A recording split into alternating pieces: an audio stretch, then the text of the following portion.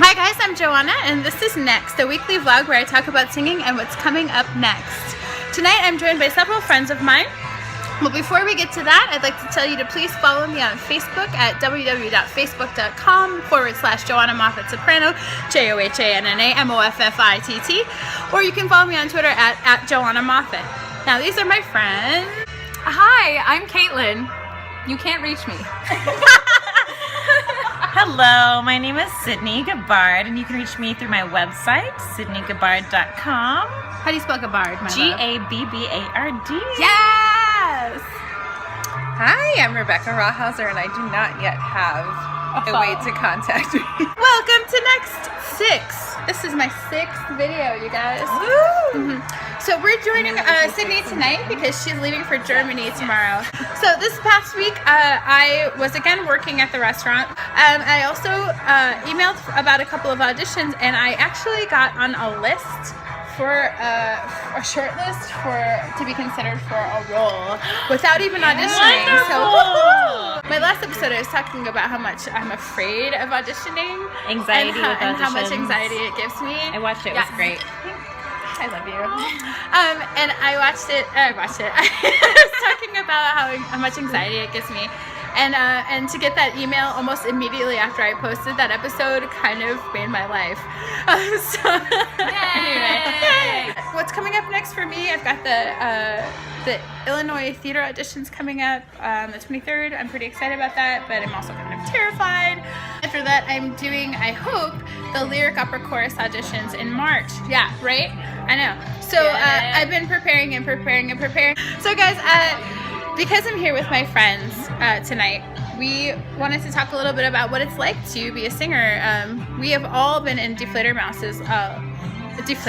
in Light Opera Works' Fledermaus together. Sydney and Caitlin were actually my mirror partners, which was really fun.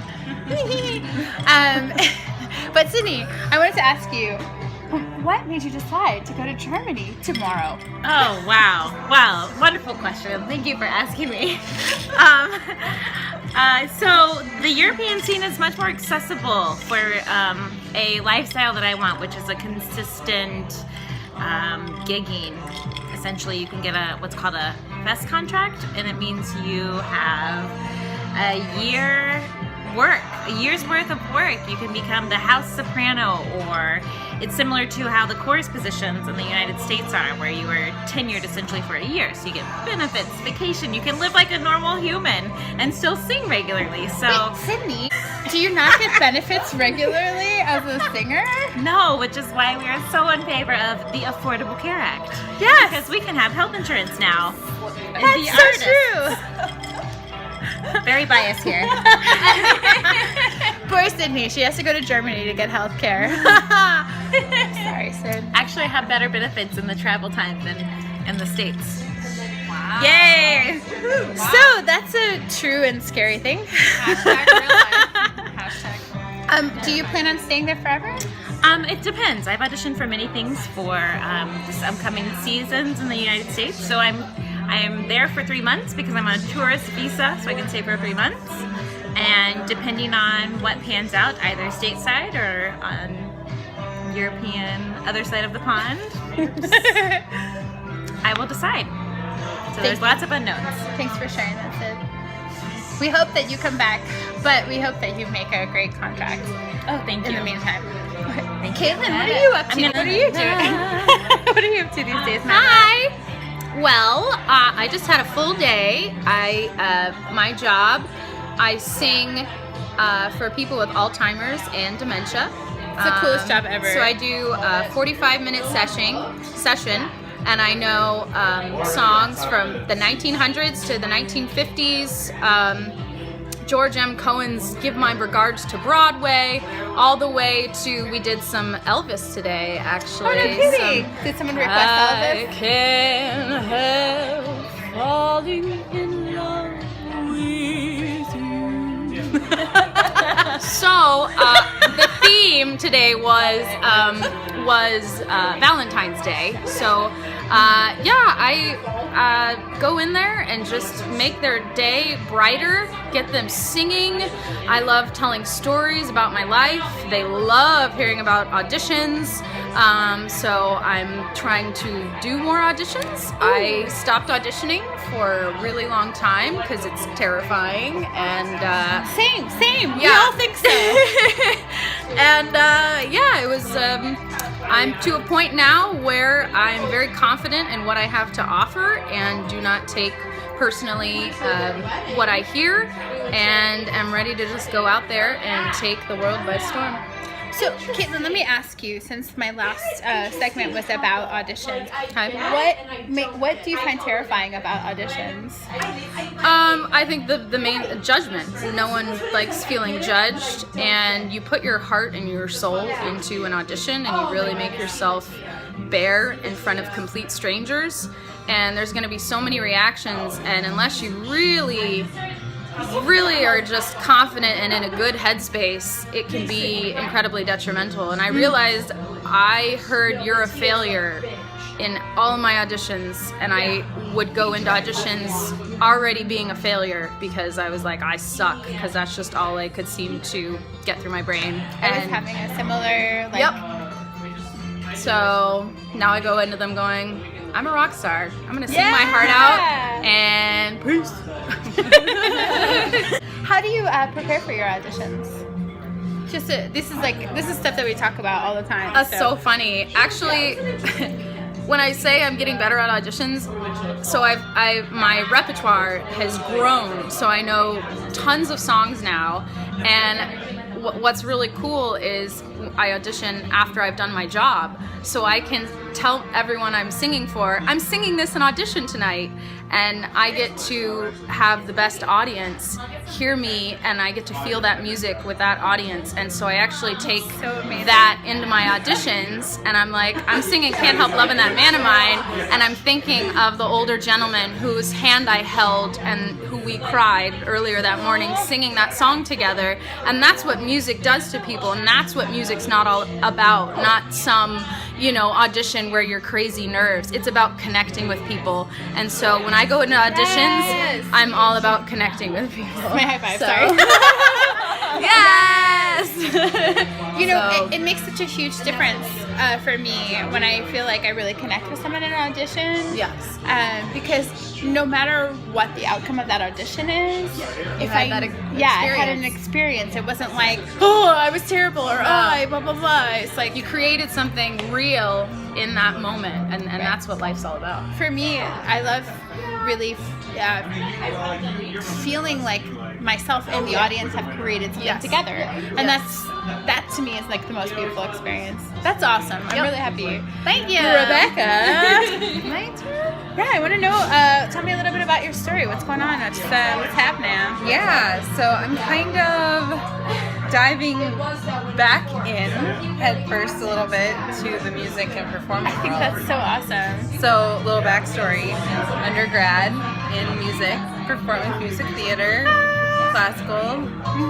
But I got married in undergrad, which I would never change. And we moved to Rebecca's Chicago. husband is awesome, and as are her children. Continue. So we moved to Chicago straight out of undergrad. My plan was to perform, however, real life happens. You have to work, you have to pay bills. I think everyone can understand that out there. And then you have babies, apparently. So,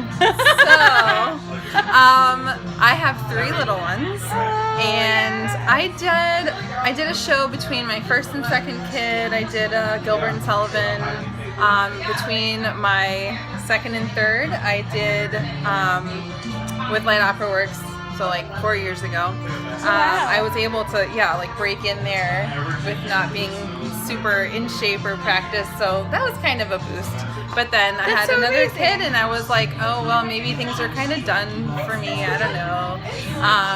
But then circumstances happened where I was able to be in Fledermaus with these wonderful ladies and some gentlemen. Yeah. They were pretty. We liked it. I just had the best time that I could ever remember with the cast and in a show and performing. It was like the joy of it was kind of renewed for me. Was it something that you were missing before, or? Yeah, in the show world, I do singing in church and stuff like that, and that's like a different side of music for me, that like gift and like and singing for and with people, and that's always meaningful. And but this part, I was kind of missing that, like, oh, I want to be in rehearsal, and I want, and the audition thing. Debilitating nerves. Debilitating. What do you guys do? You work on do you do something to sort of combat it, or do you have a? It's just, I think, taken time and perspective for me. I had kind of a moment where things clicked kind of a couple years ago, the last time I did a show, that I was like, wait, why am I doing this? Am I doing this for them? No, I'm doing this for me, and because it's a gift that I have within myself, and I'm going to share myself, and if they don't want that, it doesn't say anything about me. That's awesome. It's so subjective, and that's, I think, the hard part about it. I think a lot of like sopranos, especially, that I've read who have kids, like when they come back to performing and stuff after they have children, they really just have a different approach to it, because you have a different mindset when you have a family. When you have people to take care of, it's totally different. So like, you come back and you're like, this is for me. You guys can do whatever you want. Like, it doesn't matter. I'm performing right now, and I'm doing this because I love it, not because I need it. Yeah, so I kind of, with this last show, was reminded of the joy of just doing it for fun. It was really fun, you guys. It was crazy. Super fun. It was great. So, yeah, diving back in head first, I'm having to relearn a lot of things, because things are in there, but it's a little rusty. What do you have the most trouble with? What do you feel like? I feel like I'm still working on confidence, because, I am, not in my 20s anymore, and I don't have the biggest resume, so reminding myself that, again, not to compare myself to other people, or even myself of what I could have been. So struggling still with confidence and not self-doubt. That's normal. Yeah, but also just kind of getting back in shape and remembering things. And, I don't know. So. How do you balance, because this is something that I deal with in a career way, but not like I'm not a mom. So how do you deal with that balance between what you have to do and like what you want to do for yourself as an artist? I think that that is like the $1 million question for any mom, whether it's music or whatever. Whatever it is, having just an identity other than motherhood. Mm-hmm. But with especially trying to do art, which takes a lot of time, having a supportive husband that I do is just key. Yeah, if he wasn't behind me and believing in me and like wanting this for me, it would, I think, be a lot different, because I think a lot of partners can be resentful if they have to say take care of the kids at night as much. But that makes sense. Really, really blessed with him, and I think he knows that like I put so much of my life into these kids, and like I said, I wouldn't change anything, but it's kind of like, okay, it's my turn. A little bit. You guys have no idea. Rebecca's kids like sing, they do all kinds of stuff, they're really funny. Anyway, is there anything else you want to say before we go? I think I'm yeah. Well guys, thanks for having us. Yeah. That's next for this week. Thanks for joining me. See you on Monday next.